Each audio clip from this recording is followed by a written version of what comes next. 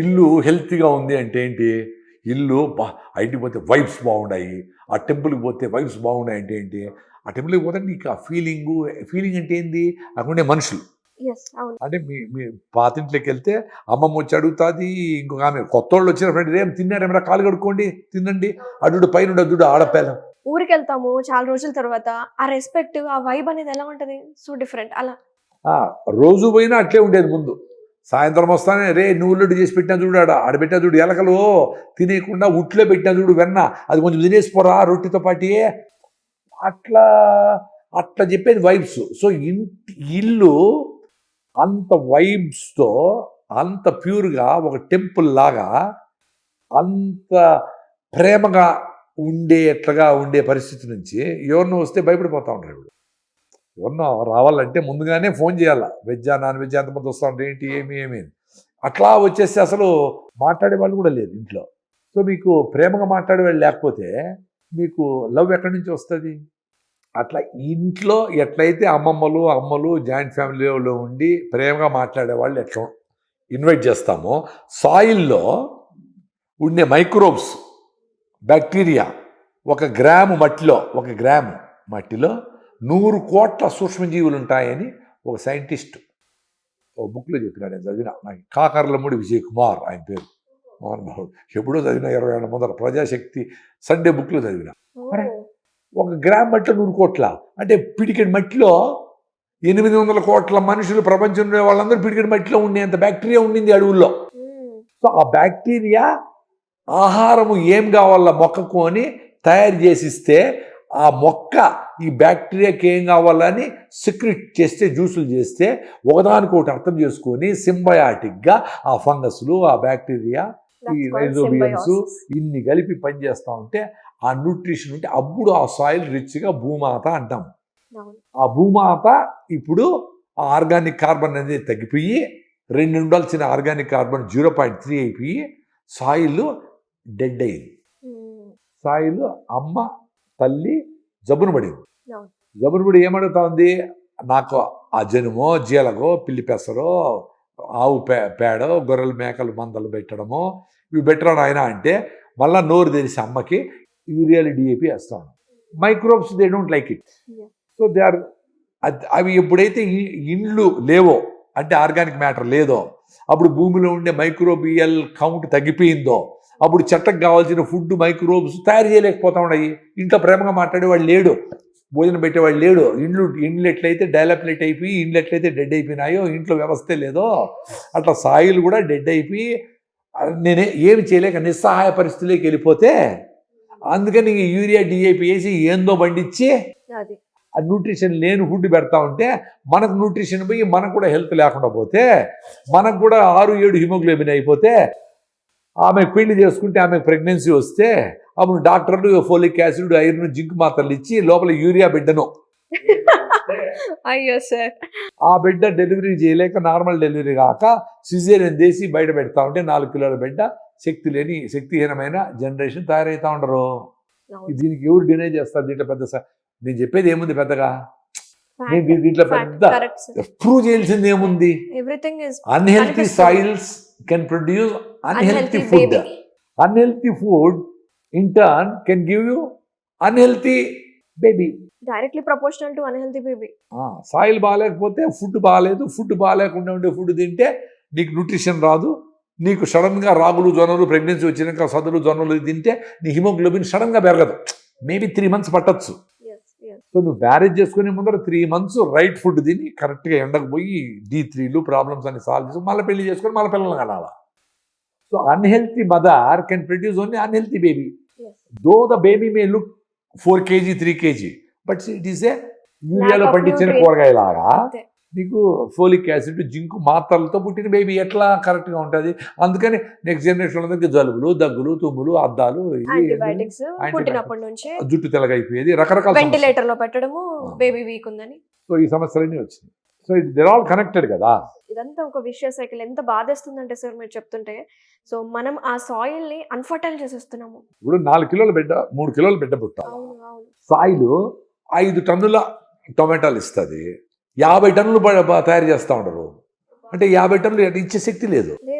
అమ్మకి నీకు 10 కిలోల బిడ్డ పుట్టాలంటే ఎట్లా? ఎట్లా పెడుతుంది? అవును. సో సాయిల్ ఎంత ఇవ్వాలో అంతే ఇస్తుంది. సో అంత ఇవ్వాలి కాబట్టి నువ్వు ఆర్టిఫిషియల్గా ఇది చేయి, అది చేయి, డ్రిప్లో పంపించు, ఇజ్రాయెల్ నుంచి ఇంపోర్ట్ చేయి, దాన్ని ఫర్టిగేషన్ చెయ్యి, హైడ్రోపోనిక్స్, ఇంకో రకరకాల టెక్నాలజీలు ఉపయోగించి ఫుడ్ తయారు చేస్తూ ఉంటారు, which is not there in practice. ఇప్పుడు 5,000 ఏళ్ళ నుంచి 10,000 ఏళ్ళ నుంచి హంటర్ గ్యాదరర్స్గా ఉండి అడవిలోకి పోయి గ్యాదర్ చేసుకునే స్టేజ్ నుంచి మనము ఇప్పుడు సింపుల్గా అట్లా ల్యాబ్లో మిషన్లో తయారు చేసుకునే తిండి తింటాను అంటే it is not correct. Artificial intelligence అనే స్టేజ్ నాకు వచ్చేసింది. నేను పెద్ద అసిడిటీ పేషెంట్ని, ఎట్లా బయటపడి ఆ రాగి ముద్ద, జొన్న రొట్టెలు, ఆ పల్లీలు తినేసి ఒక రోజంతా ఉపవాసం ఉండి 36 అవర్స్ తర్వాత కూడా నేను ఎనర్జెటిక్ కాబట్టి బాగుండా కదా. సో నేను చెప్తానే సింపులే కదా, yes sir, I not complicating things. Right. నువ్వు కషాయాలు తాగు, ఇది తాగు, అది తాగు, ఇది తాగు అని ఏం చెప్పడం ఈ లేదు. టైంకి ఫస్ట్ తినాలి. నీ గాలి నీళ్ళు ఆహారం బాగా పెట్టుకొని ఉపవాసం 14 రోజులకు ఒకసారి ఏకాదశికి ఉపవాసం ఉండు, నీకు అలవాటు అవుతుంది. ఫస్ట్ నీ హెల్త్ ఇంప్రూవ్ చేసుకున్నాక ఉపవాసం ఉండాలి. అవును. ఉపవాసం స్ట్రైట్ అవే ఉండకూడదు, బికాస్ ఇప్పుడు 1 గంట లేట్ అయితే కళ్ళు తిరిగిపోతాండి జనాలకి. సో ఫస్ట్ హెల్త్ ఇంప్రూవ్ చేసుకోండి, మళ్ళీ ఉపవాసం ఉండండి, మళ్ళీ వాకింగ్ చేయండి, మళ్ళీ రన్నింగ్ చేయండి, మళ్ళీ మెట్లు ఎక్కండి, లిఫ్ట్ వాడొద్దండి, బాడీని అలవాటు చేయండి, ఆకలి కూడా తట్టుకునేట్టుగా అలవాటు చేయండి. ఏం కాదు. నేను పెద్ద అసిడిటీ పేషెంట్ నేనే ఉండా కదా, అవును. ఏం కాదు. నీ గట్ బాగుండి, నీ గట్ మైక్రోబియం బాగుండి, నీ మ్యూకస్ మెంబ్రేన్ బాగుండి, నీ ఆలోచన కూల్గా ఉంటే, గుడ్ బ్యాక్టీరియా ఉంటే యువర్ హెల్తీ. సార్, ఉపవాసం చేసిన తర్వాత తీసుకోవాల్సిన ఫుడ్ ఏంటి సార్? మంచిగా స్టీమ్డ్ వెజిటబుల్స్ ఆర్గానిక్ దొరికితే okay. Steamed vegetables, papaya, super fruit papaya, seasonal fruits, yes. అది గుగ్గిళ్ళు అంటే బఠానీలు కానీ, శనగలు కానీ, అలసందలు కానీ, బొలవలతో కానీ గుళ్ళో పెడతారు కదా గుగ్గిళ్ళు, అవును, అవును. ఆ గుగ్గిళ్ళు ఇన్ని తినండి మంచిగా. లేదు స్ప్రౌట్స్, దాన్ని నిమ్మకాయ పిండుకొని చాట్ లాగా చేసుకొని చేసుకొని టేస్టీగా చేసుకోండి. Anything is fine. ఇవి తింటే ఇంతే తినగలరు. అదే మీరు బిర్యానీ అనుకో, కసిగా తింటారు. అంత బిర్యానీ ఇంత పెద్ద డబ్బాకి తినేస్తారు. చూసుకోండి, విచ్ ఇస్ నాట్ కరెక్ట్. పొట్టలు పెరుగుతూ ఉన్నాయి, అనవసరమైన గ్లూకోజ్ రిలీజ్ అవుతా ఉంది. అన్నీ సమస్త రోగాలకి మూలము వాల్యూమ్ తినడం. రైట్. న్యూట్రిషియస్ ఫుడ్ వాల్యూమ్ తక్కువ తినాలి. Thank you sir. అందుకనే కదా గరిటెడైన చాలు గంగ గోవు పాలు, కడవడైన నేమి కరము పాలు అని చెప్పినారు వేమన గారు, మహానుభావుడు. అంటే రైట్ ఫుడ్. అసలు పాలు తాగాలన్నా లేదని పక్కన పెట్టేదాన్ని, ఊరికి ఎగ్జాంపుల్ చెప్పిన. నేను పాలు ప్రమోట్ చేస్తానని కాదు, డిమోట్ చేస్తానని కాదు. మీ ఇంట్లో అందరూ 10 ఏళ్ళ నుంచి 20 ఏళ్ళ నుంచి మేమే ఆవును పెంచుకొని పాలు తాగుతాం, మేము బాగానే ఉన్నామంటే నమస్కారం, తాగండి, ఏమి నేనేమి అది తప్పు నేనేం చెప్పడంలే. మీ ఇంట్లో అందరూ కలిసి తీసుకోండి డెసిషన్ సూపర్, నేను చెప్పేదానికి. మీరు వైజ్గా ఆలోచించండి. మీరు పొట్టలు పెరుగుతూ ఉంటాయి, మెట్టెక్కలేకుండా ఉండరు, 30 ఏళ్ళకి షుగర్ వచ్చింది, బీపీ వచ్చింది, థైరాయిడ్ పోయింది, D3 లేదు, మోకాళ్ళ నొప్పులు వచ్చేసాయి, ట్యూమర్లు వచ్చాయి, ఇన్ని జరుగుతూ ఉన్నాయంటే మీరు తినే ఆహారము, మీరు పీల్చే గాలి, మీ ఆలోచన విధము, మీరు తాగే నీళ్లు కరెక్ట్ లేదు అని. అది ఎట్లా కరెక్ట్ చేసుకుంటారు అనేది మీ చేతుల్లో ఉంది. అది నేను చెప్పినట్టే చేయాలని ఏం లేదు. Nice sir, thank you so much. Thank you, నమస్తే. మనం ఒక టాపిక్ గురించి మనం మాట్లాడుకుంటే అసలు మన ఎన్వైరన్మెంట్, మన ప్రకృతిని మనం చాలా ప్రేమించవచ్చు. ఈ ప్రకృతిలో జరుగుతున్న మార్పుల గురించి చాలా డెప్త్గా మాట్లాడుకున్నాం సార్. నేనైతే బాగా కనెక్ట్ అయిన పాయింట్ ఏంటంటే సార్, సాయిల్ అసలు ఎలా బాధపడుతుంది, దానికి కనుక మాటలు ఉంటే ఎలా ఫీల్ అవుతుంది, ఆ ఏడుపే కదా సార్ అసలు. అందుకే నేను చెప్పేది ఏమంటే 10 ఎకరాలు ఉండే రైతు, 5 ఎకరాలు ఉండే రైతు ఎవరైనా కానీ ఒక అరెకరం వాళ్ళ కోసం ఐడెంటిఫై చేసి దాంట్లో మీకు కావాల్సిన కూరగాయలు, ఆకుకూరలు, ఒక 10 రకాల పండ్ల మొక్కలు వేసి మీ ఇంటికైనా తీసుకుపోయి మీరు ఆరోగ్యంగా ఉండండి. ఎందుకంటే మీరు మందులు కొడతా ఉంటారు మొక్కలకి, మిర్చికి, టమాటాలకి, అన్నిటికీ. సో అవన్నీ ఫస్ట్ మీకే స్కిన్లో పోయి, మీ ముక్కులో నుంచి లంగ్స్ లేకపోయి, ఫస్ట్ మీ బ్లడ్ లేకపోయి మిమ్మల్ని హార్మ్ చేస్తారు. అది చెప్పాలి వాళ్ళకి, అది ఎక్స్ప్లెయిన్ చేయాలి వాళ్ళకి. వాళ్ళకి తెలుసు. పోనీ మీరు హెల్తీగా ఉండాలంటే మీరు మంచి ఫుడ్ తినాలి కదా. మీరు కూడా మందులు కొట్టిన కూరగాయలు తింటే ఎట్లా? అయ్యో టైం లేదు అనకూడదు. రైతు అనేవాడు ఇప్పుడు కూడా పొలానికి పోతాడు. 100కి 100 మందిలో 50 మంది రైతులు ఇప్పుడు కూడా మన దేశంలో. సో వాళ్ళన్నా వాళ్ళ ఆరోగ్యం కోసమన్నా వాళ్ళు కూరగాయలు, వాళ్ళ ఫ్రూట్స్ వాళ్ళు చేసుకోవాలి, ఎవరి మీద ఆధారపడకుండా. అప్పుడు 50 మంది హెల్తీగా ఉండి, 50 మంది ఆరోగ్యంగా ఉండి, 50 మంది ఆలోచనలు కరెక్ట్గా ఉంటే ఈ దేశం చాలా గొప్పదైనట్టు. 100% లిటరసీ వస్తే ఎంత. ఈ unhealthy India becomes healthy India. ఇప్పుడు అన్హెల్తీగా 100 మంది లిటరేట్ అయ్యి, సాయిల్ పోయి, గాలి పోయి, నీళ్లు పోయి, ఆలోచన పోయేదానికంటే 100కి 50 మంది తక్కువ లిటరేట్ అయినా వాళ్ళు ప్రొటెక్ట్ చేసుకోండి రైట్ ఫుడ్ తిని సింపుల్ లివింగు, మినిమలిస్టిక్ లివింగు, ఆ టిష్యూలు పర అని పెరగకుండా ఒక కర్చీఫ్ పెట్టుకోండి జేబులో.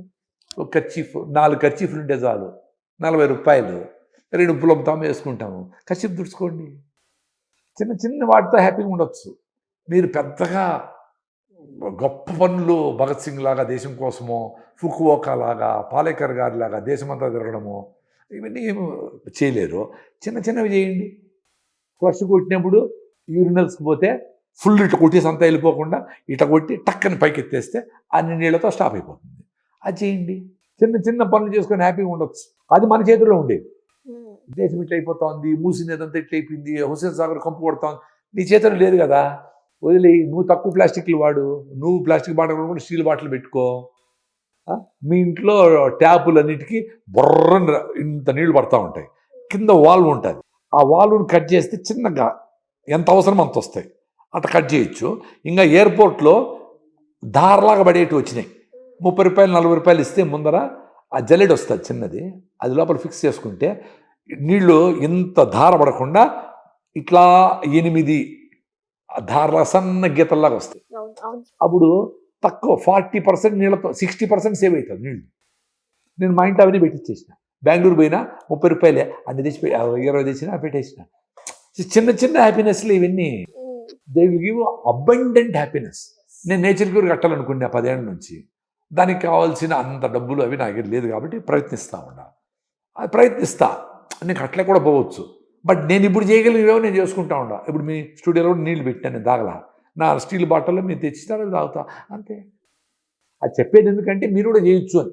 అది నేను చెప్పినా నేనే పెద్ద తోపని ఏమో, నన్ను ఎవరు తోపు అనుకోవద్దండి, నన్ను ఏదో పెద్ద ఆదర్శం కూడా అనుకోవద్దండి. మీ అంతకు మీరే చిన్న పనులు చేసి హ్యాపీగా ఉండండి. ఆ సన్ రైజ్ సన్సెట్ పోయి 5 నిమిషాలు 2 నిమిషాలు కూర్చోండి సైలెంట్గా, ఎవరిని పిలిచొద్దు. మీ పాటి మీరు పోగలితే మీరే గ్రౌండ్కి పోండి, మీరే రన్నింగ్ చేయండి, మీరే ప్రాణాయామం చేయండి, మీరే యోగా చేయండి. అందరిని కలుపుకొని పోలా అనుకొని అందరిని కలుపుకోలేక లైఫ్ అంతా అయిపోతుంది.